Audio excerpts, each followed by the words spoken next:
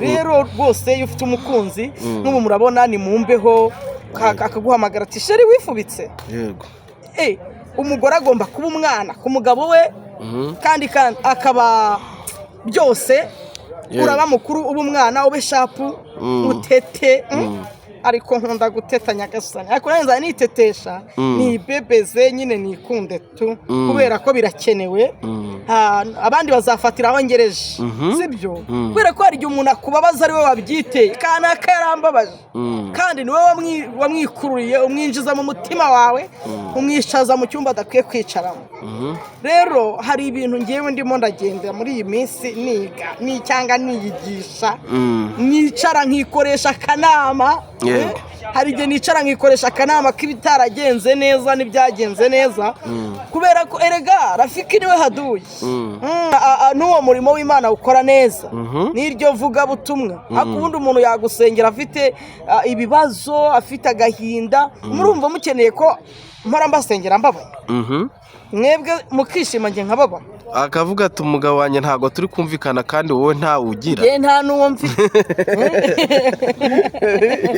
ubwo se nzumvikana nandera agatahunga kutatuvugira tuzatereta gute utujya gutereta tugasanga bari guteretwa n'abubatsi ingo mu by'ukuri igihe uri guteretwa n'ububatsi urugo ntabwo aba azagutwara hari ikintu kimwe abagabo bakunda gukora numvise ngo ni ugutesha agaciro kuko igihe cyose ubizi neza ko afite urugo ukamuha urukundo witeguye kubabara ndagira ngo mbwire aba bakobwa ushobora gukatira umusore wari kugushyira mu rugo ugakurikira uwo mutonto dore ko abatonto b'iyi minsi ntazi uko bimeze ukamukundira kuko uri bumusabe icyo ukeneye akakiguha ariko birangira vuba turabasuje inshuti bakadasohoka ba Duhinduke TV twongeye kugarukana none Sandrine umeze neza yego ndashima Imana meze fresheri nizere ko abantu noneho bari kubona ko wakeye usa neza rega nta kintu wakora ngo abantu bose babone ko usa neza ntabwo babura kuzana mukesha twatuvuta tw'inka watubwiye ko ugiye gushaka se nitwe wisize mekapu ugenzi irya mu biryo usanga mu biryo rwose yego none utunwa twumye ntugire ngo ahari two bashyira munsi y'amazi yego ko buriya iyo mekapu ibisanze mu biryo ibintu bigenda neza reka tubanze dusenge kuko turi kubona ko abakunzi bacu bari kurushaho kudushyigikira reka tubasabire umugisha kugira ngo ibyo bakora byose Imana ibahire Uwiteka turagushimye turaguhimbaje uri Imana y'amahoro uri Imana yumva gusenga uri ibyiringiro byacu uri umugongo mugari uduhetse uri isambu itarumba turaguhamagaye mwami bana natwe muri iki kiganiro udushyigikire ntabari tw'izina ryawe rw'icyubahiro utangire natwe usuzanye natwe mu izina rya Yesu amen amen amina yego Sandrine wagarutse kutubwiriza umva nagarutse biringiye Uwiteka ameze nk'umusozi Siyoni yego kandi ntabwo bashika kunyeganyezwa nubwo abakozi b'Imana bahura n'intambara ariko Imana yo ibiri kubireba ikavuga ngo nzi igihe nzazimiriza uriya muriro nta ubundi se utageragejwe uri umukozi w'Imana hageragezwa ndi erega gusa hari ikintu kimwe Maruse kuvugana n'umuntu arambwira ati yewe Sandrine ati gende nkawe rwose nkahura nasaga nka ziriya ati rahita mbivamo ndamubaza nese ubundi wowe ntago ujye ugeragezwa arambwira ngo ndageragezwa ariko sinjyamenye ibyo ari byo ngo ngira ngo ni ibihe byampindukiyeho uribaza ukuntu abantu batari mu Mana by'umwihariko iyo bahuye n'intambara ubundi umuntu udasenga araraguza iyo udasenga uraraguza rero yahuye n'intambara abafite uwajya kubaza cyangwa se agatuza agashirira imbere cyangwa akabitura navuga ngo abitura se uburiri sinzi uko nabivuga ariko nabo barageragezwa ariko by'umwihariko umuntu wamenye Imana aba ari itara itabaza ribonekera buri wese rirahabona pe navuga ngo ni nko ku karubanda yego kwinzira ijya ku giti kirimo imbuto iranoga none bagiye bavuga bati Sandrine garuka mu murongo wahozemo none nawe ikigaragara cyo usa nk'ugarutse umurongo ntabwo ngeze nkuta murimo pe kandi neza ariko buryo ugomba kumenya abafana icyo bakunda ndabizi neza nta unezeza abantu hari uri buze kuvuga ati turakuzi wowe umaze iminsi ubwira abantu ko babaho mu ngo maze iminsi ubwira abagore uko bahindukira ariko noneho reka twireberera ijambo riboneka mu mubwiriza ibice 12 haravuze ngo ujye wibuka umuremyi wawe mu minsi y'ubusore bwawe iminsi mibi itaraza n'imyaka itaragera ubwo uzaba uvuga uti sinejejwe nabyo wakwibaza ngo ni ryari korera Imana mu gihe ufite uburyo kandi ucunguza uburyo umwete nimba ubasha no kuba hari uwundi murimo wakora kwiteza imbere ukore rwose ushishikaye kuko hari igihe kijya kigera umuntu akaba atabasha kuva mu buriri rero uyu mubwiriza yaranditse Salomo ageze mu mubwiriza yaranditse ngo ujye wubaha umuremyi wawe cyangwa ujye ukorera umuremyi wawe mu minsi y'ubusore bwawe iminsi mibi itari yaza Imana ishimwe cyane hari igihe umuntu agera mu minsi mibi uruvugo rukaza hari igihe umuntu agera mu minsi mibi kwishyura inzu bikanga hari igihe ugera mu minsi mibi uburwayi bukakubuza kuva mu nzu ariko iyo wakoreye umuremyi wawe hari icyo bita indishyi z'akababaro indishyi z'akababaro Imana igeze itanga rero ku bakozi b'Imana bariho barahura n'intambara mbone no kubabwira ngo nimukomere hari indishyi z'akababaro Imana ije gutanga indishyi z'akababaro Imana ije gutanga indishyi z'akababaro ahubwo nawe udukurikiranye utari mu murongo neza sura mu murongo neza indishyi z'akababaro ziraje ntabwo bwaba ari ubwoba warufitiye abafana bawe bavuga bati wataye umurongo n'ubwoba ngewe ngira ubwoba ni ubwoba bw'iki kandi ndi kwigisha ni ukuvuga ngo iyo ndimo mbere yuko ngira ubwoba ndabanza nkareba ntabwo ibyo narindi gukora ari bibi iyo biba bibi ntabwo mba nicaye ahangaha urabiretse burundu se ugarutse mu ijambo ry'Imana gusa n'ubundi abo nigishije kurwubaka abo twiganye kurwubaka nibo turi bwigana ijambo ry'Imana n'ubundi rero n'urwo rugo ukwiye kurwubaka mu minsi y'ubusore bwawe ukarwubaka ukorera Imana hari igihe kigera umuntu akagera mu zabukuru ariyo mpamvu ugiye nidekaraye ndabibwira ati nyaboneka Imana inyihera umugabo nkishoboye kumwubaha ariko kandi se wagize ngo ntinategekwa itanabikoze yitwa Imana kandi nkakomeza nkayikorera nta bwoba rero buhari ahubwo jyewe ntanga icyo bansabye ngifite nimba unsabye kubwiriza ndabishoboye umuntu mwaravuze ngo twarakubonye ngo wihisha mu Mana ngo uvuga kuri umukozi w'Imana ngaho nawe ngwino uyihishemo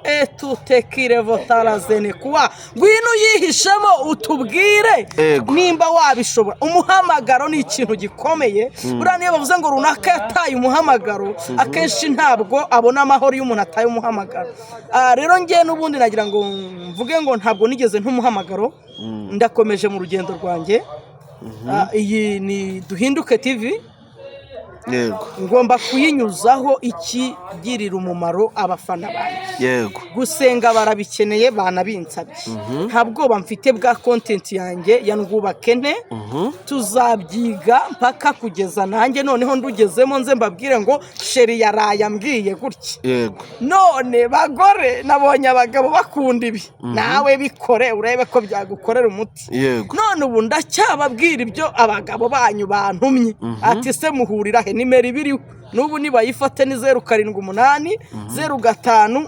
86 044 mbwira nimba hari ibyo ubona umugore watari gukora neza umugabo watari gukora neza wowe uzabimbwirira mu gikari ntago uzampa nimero ze nanjye nzagaruka kuri Duhinduke icyo uzakora abagabo benshi bari gukundisha abagore babo Duhinduke yego n'abagore bari gukundisha abagore babo banafite ubwoba bavuga ati no mugore ko nta mugabo afite muhuje n'umugabo wanjye amureba cyane unazamuntwarara ugasanga afitemo iki akoba ariko nagira nkubwire isi yose nimba inkurikiranye ubu abagabo bose bari ku isi ni abasandrine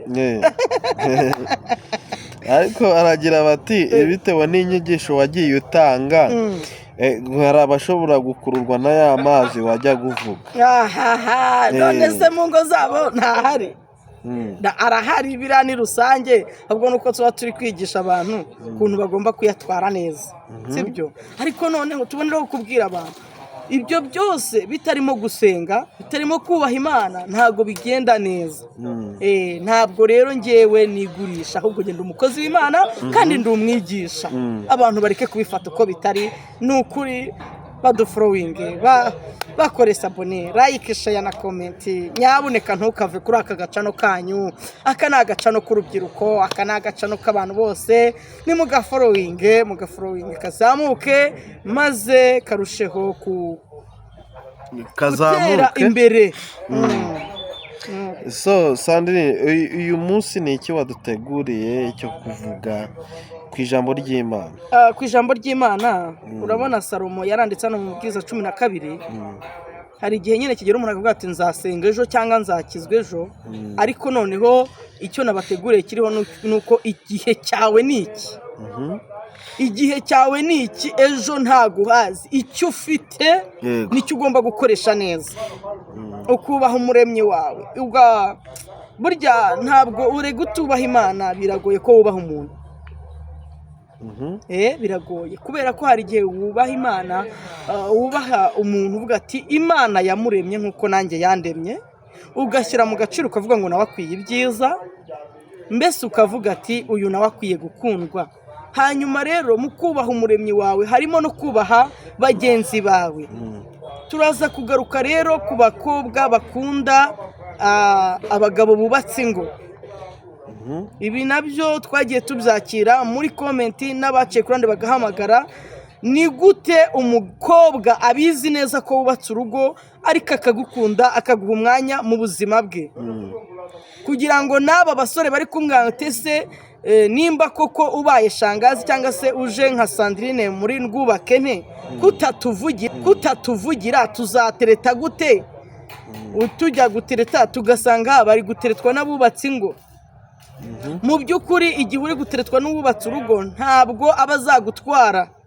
Hari ikintu kimwe abagabo bakunda gukora, numvise ngo ni ugutesha agaciro. Ni ugutesha agaciro kuko igihe cyose ubizi neza ko afite urugo ukamuha urukundo, witeguye kubabara. Ndagira ngo mbwire aba bakobwa, ushobora gukatira umusore wari kugushyira mu rugo ugakurikira uwo mutonto, dore ko abatonto b'iyi minsi ntazi uko bimeze, ukamukundira kuko uri bumusabe icyo ukeneye akakiguha, ariko birangira vuba. Igifite agaciro ni iki? Muri gahunda rero y'umuryango mwiza, reka dusabe aba bakobwa banza urebe niba umuntu azagutunga. Nubona atazagutunga rwose umenye ngo urimo urakomanga ku muryango w'umubabaro. Hari umubabaro umuntu yitera, hari umubabaro uzanwa nuko nyine igihe kibaye ngombwa ko utari busubize inyuma. Hari umubabaro utahisha, ushobora gufata ku munwa kugira ngo utavuga, ariko ntabwo uzafata ku mutima kugira ngo utababara. Hari abantu bitera agahinda, ntabwo bizakabaye ngombwa. Uyu mugabo we ntabwo umubabaro wawe ntabwo ari buze kuwubona.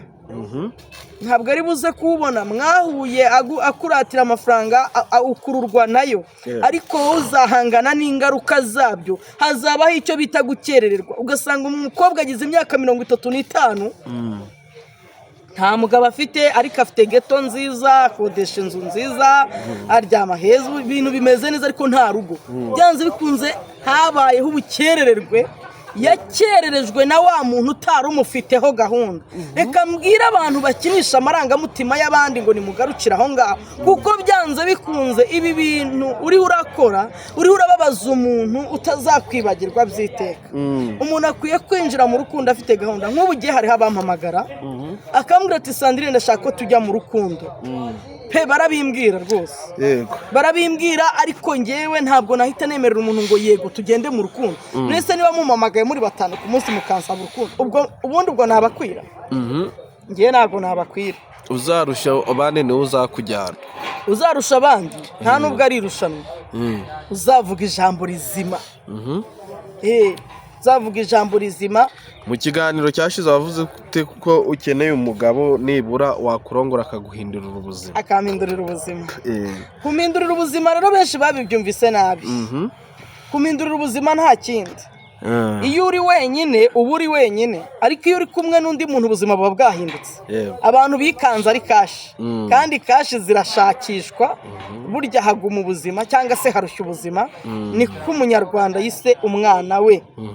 Abantu rero bareke kubyumva nabi, ntabwo nkunze amafaranga kurenza uko nkunda abantu, ariko kandi nta nubwo tuba dukeneye abantu bayaturatira cyangwa se bakubwire ngo yo tumenyanye narashatse none byagenda ute. Urumva byagenda ute se nyine? Ugomba gukurikira ibiganiro kuko warashatse, hanyuma ukareka tukakwigisha ibyo udakora neza, nimba hari amakosa wari ufite ukayakosora.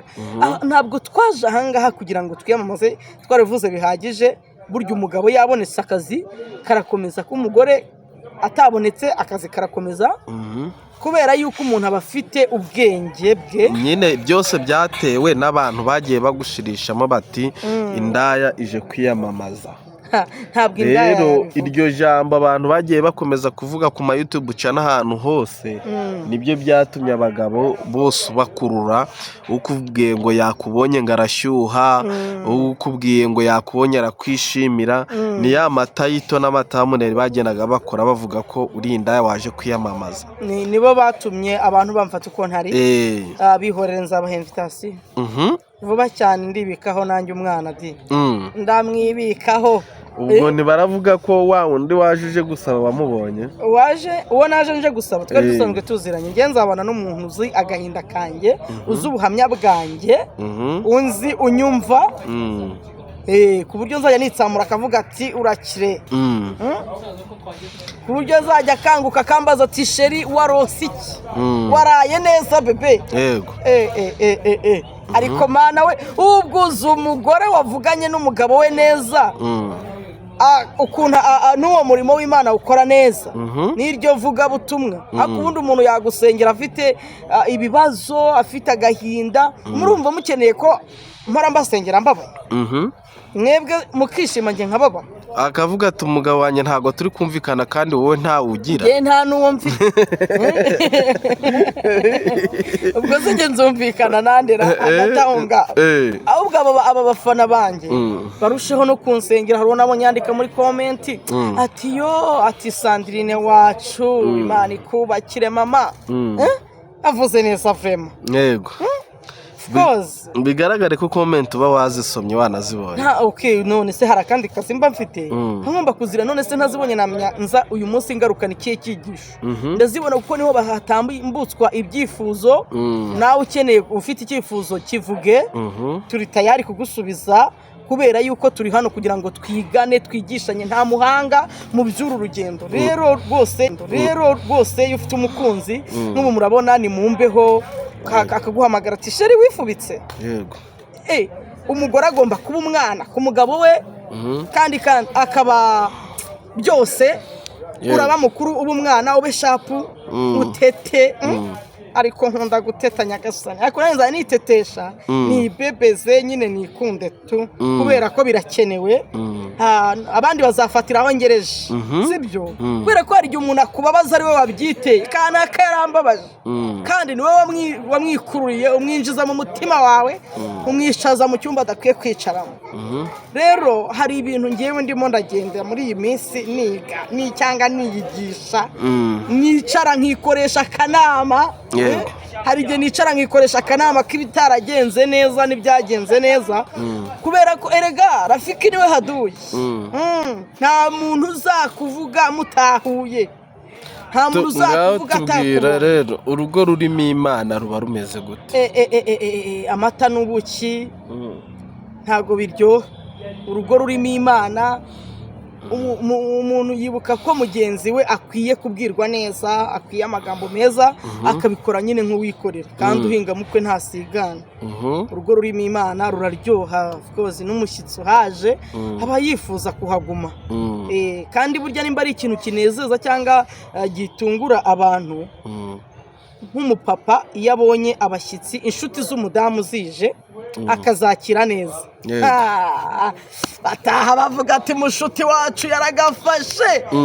umva niyo uri igikara bahita bavuga ati afite umugabo mwiza, bakakuremera fosete udafite, bakakuremera amafaranga adahari, ati wabonye ukuntu yatwakiriye, baduhaye icyayi gifashe, ati runaka nanjye nzagira urugo nk'urwa runaka. Uzi ko hari n'abantu bashaka batarabitegura kubera urugo rwa bagenzi babo babonye, akavuga ati shingiye ku rugo rwa mugenzi wanjye nanjye bandongore vuba atanabiteguye, hari ibintu utanashyize muri bije, avuga ati mana nabonye urugo rwa Clementina, ati nshaka urugo nk'urwa Clementina. Ni urugero ba Clementina bihangane, niba afite urugo rubi Imana ihita inarugira rwiza nyine duhita tunaprofitiramo turi byiza. Ugasanga arimo aravuga ati ndashaka, kandi mbere yo kuvuga nyine ushaka kubaka nka nyina maramazu, hari igihe runaka yaba ameze neza, we wagera ugatangira guhura n'intambara runaka, ugasanga uwabuze urubyaro arimo ararira, urufite nawe arimo ararira ati none ko abana banjye batameze nk'uko nshaka, kubera iki batabona ibyo nshaka. Mu isi duhora dukirana dusiganwa ikiruta byose ni uko umuntu yanyurwa n'uko ari. Yego. Iyo umugabo adasenga umugore asenga, ni iyihe diferanse iba iri hagati yabo bombi? Ibyo ni ibisanzwe, ahubwo ndashaka kureba ku mugabo usenga umugore adasenga, hariya niho ruba ruzingiye. Wari wabona umugabo ukijijwe umugore adakijijwe, ibyo bintu ni amazi n'ikise, sinzi uko nabivuga, ni sirikwi. Kubera ko abagabo benshi ntago banariza ibintu ngo babigire big deal, abayumva nimba umugore yagiye gusenga, yagiye gusengera urugo, ariko hari n'ababagerageza, akakugerageza rwose akavuga ati abo barukuri bawe, ubwo gusenga kwawe cyangwa se izo korari zawe sinkeneye kuzumva. Ariko noneho umugabo ukijijwe, twebwe twumvise ubuhamya bw'umugabo ukijijwe, yavuye gusenga, umugore yifata nk'agakombe, yifashe nka teremusi, haramubwira ati ariko ubundi sheri ubona uri iki? Umugabo ati se mugore mwiza wowe iyo ndebye ubona ndi iki? Urumva agasuzuguro yaramusuzugura, kandi avuye gusenga ndabona uri icyo ntazi se.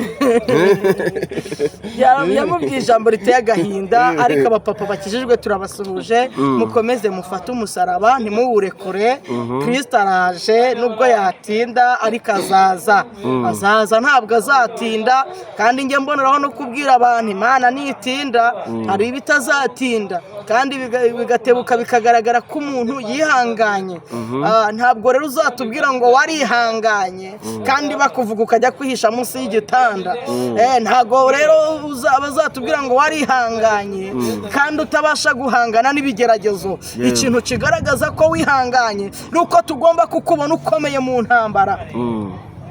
Twakubona ukomeye uca amazi ikigeragezo, suzugura Satani, ugakomeza inzira yawe. Imana ishimwe cyane. Ikintu kigaragaza umuntu wihanganye ni ugukomera. Nagira nkubwire ngo komera mu ntambara zose uri gucamo, komera. Dusoza ngaho dusengere sanjye. Yego, tugiye gusenga Imana, ariko by'umwihariko dusengane n'abantu bafite ingo zitameze neza, kugira ngo Imana izubake ku rutare. Dusengane n'abantu ingo zabo zasenyutse kugira ngo Imana ibahe andi mahirwe. Dusengane n'abantu bafite amakimbirane mu ngo kugira ngo arangire. Dusengane n'abantu babuze urubyaro kugira ngo barubone.